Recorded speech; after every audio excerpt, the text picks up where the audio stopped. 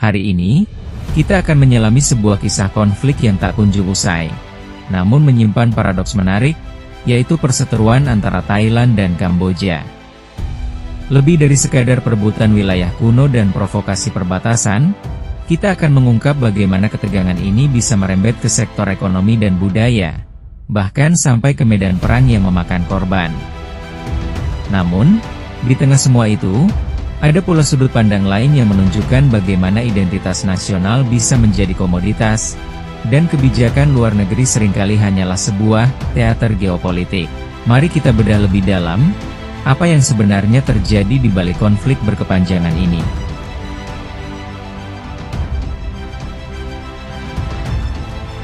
Konflik terbaru bermula pada Rabu, 28 Mei 2025, ketika terjadi baku tembak antara tentara Thailand dan Kamboja di perbatasan wilayah Ubon Ratchani dan Candi Preah Vihear.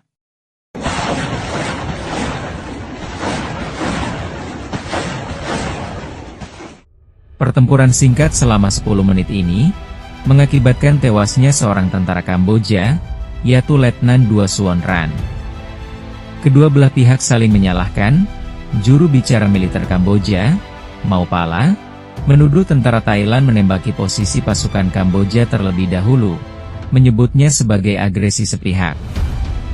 Perdana Menteri Kamboja, Hun Manet, merespons dengan mengajukan sengketa ke Mahkamah Internasional atau ICJ. Di sisi lain, juru bicara Angkatan Darat Militer Thailand, Mayor Jenderal Winthay Sufari, menyatakan pasukannya mencoba membujuk pasukan Kamboja untuk mundur karena melanggar batas wilayah, namun dibalas tembakan. Menteri Pertahanan Thailand, Phumtham Wechayachai, mengklaim aksi penembakan sudah diselesaikan dan berujung damai, serta kedua pihak tidak ingin eskalasi lebih lanjut.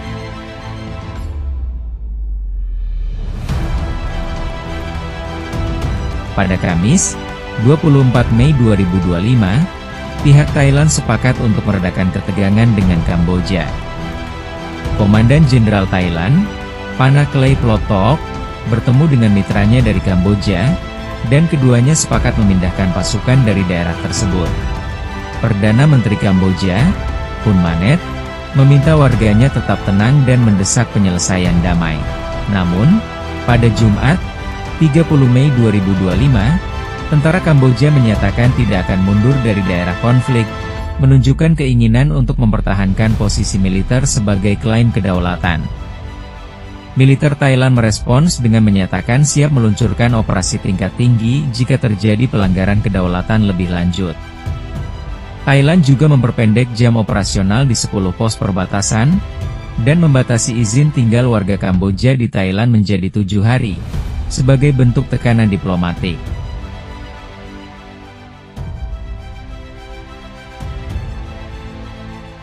Pada Senin, 22 Juni 2025, ketegangan memuncak dan merembet ke sektor ekonomi dan budaya.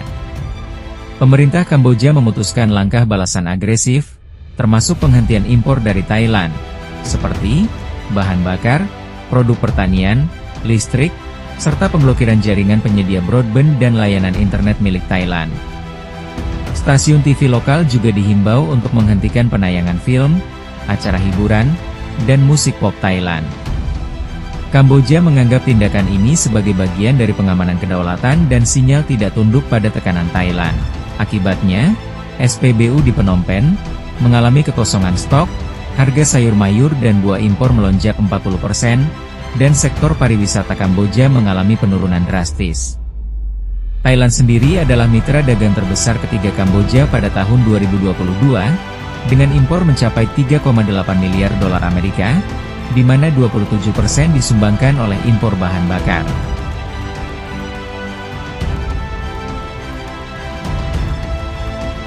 Perang terbuka dimulai pada Rabu, 23 Juli 2025, dengan ledakan ranjau di perbatasan yang melukai 5 personel Batalion Infanteri Thailand.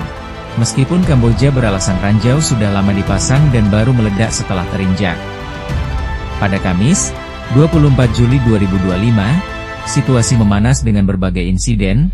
Pasukan Thailand disebut melanggar perbatasan, drone pengintai diterbangkan oleh kedua belah pihak, dan saling tuding siapa yang melepaskan tembakan pertama. Kamboja mengklaim, serangan Thailand meluas dan menjatuhkan 2 bom dari pesawat tempur. Serangan roket BM-21, yang diduga diluncurkan Kamboja, menghantam wilayah sipil di Provinsi Surin, Thailand, mengakibatkan banyak korban sipil, termasuk seorang anak laki-laki berusia 8 tahun. Thailand membalas dengan serangan udara menggunakan pesawat tempur F-16. Tentara Kamboja juga menyerang rumah sakit Nom Dong Rak. Militer Thailand mengklaim berhasil menghancurkan 2 tank Kamboja, dan melancarkan serangan darat dan udara, bernama Sandi Operasi Yuta Bodin. Perdana Menteri Hun Sen mengklaim, Kamboja tidak punya pilihan selain melawan Thailand. Sebanyak 5.000 warga di Provinsi Odar Menchi, Kamboja, dievakuasi. Angkatan Udara Kerajaan Thailand mengutuk tindakan Kamboja yang menyerang warga sipil. Pada Jumat, 25 Juli 2025, bentrokan berlanjut, mengakibatkan korban jiwa dan luka-luka di kedua belah pihak, serta evakuasi ribuan warga. Angkatan Laut Kerajaan Thailand menuduh Kamboja melanggar Konvensi Jenewa dan melakukan kejahatan perang.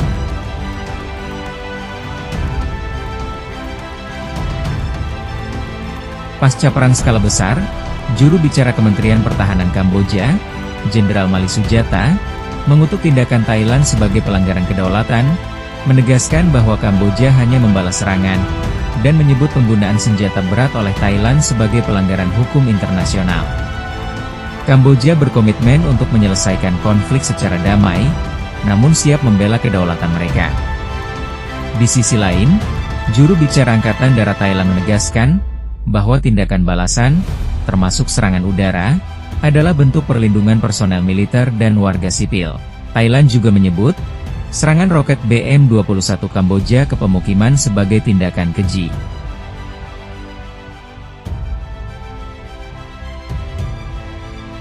Pulau Koh Kot, pulau terbesar dari 12 pulau yang dikelola distrik Koh Kot, Thailand, menarik ratusan ribu pengunjung setiap tahunnya, meskipun terpencil. Namun, pulau ini menjadi target sengketa antara Thailand dan Kamboja sejak tahun 1960-an. Sengketa ini bermula dari perjanjian perbatasan Siam, Thailand, dan Prancis tahun 1907. Secara hukum, Koh Kot adalah milik Thailand yang diakui secara internasional berdasarkan Konvensi Jenewa 1958, dan Konvensi PBB tentang Hukum Laut 1982. Kamboja mengajukan klaim pada tahun 1972, bahwa batas maritim mereka mencakup bagian selatan Koh Kot, namun Thailand mengajukan klaim balasan pada tahun 1973. Sengketa memanas lagi pada tahun 2024 karena postingan TikTok palsu tentang latihan militer di dekat pulau. Kamboja yakin, Mahkamah Internasional akan memutuskan Koh Kot milik mereka, seperti putusan Candi Preah Vihear. Perdana Menteri Kamboja, Hun Manet, menekankan kedewasaan politik, sementara Wakil Perdana Menteri Thailand, Punta Muchayachai, menekankan perjanjian 1907 sebagai landasan hukum.